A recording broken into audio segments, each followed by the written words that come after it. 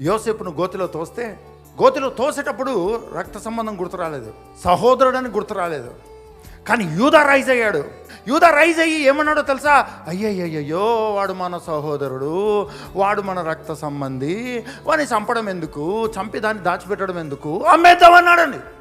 ఈరోజు యేసుక్రీస్తు ఆ రక్త సంబంధాన్ని బట్టి ఈరోజు మనం పడిన గుంటలో నుంచి ఆయన పైకి లేవనెత్తి ఉన్నాడు.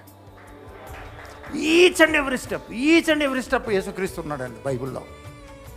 ఒకవేళ యేసుక్రీస్తు లేడు, అవసరం లేదు అనుకుంటే ఈ బైబిల్ మనం చదివే పనే లేదు. యేసుక్రీస్తు అన్న నీడు నీకు లేకపోతే ఈ బైబిల్ చదివే అవసరమే లేదండి. నీ క్రైస్తవ జీవితంలో యేసుక్రీస్తే నీకు కావాలి.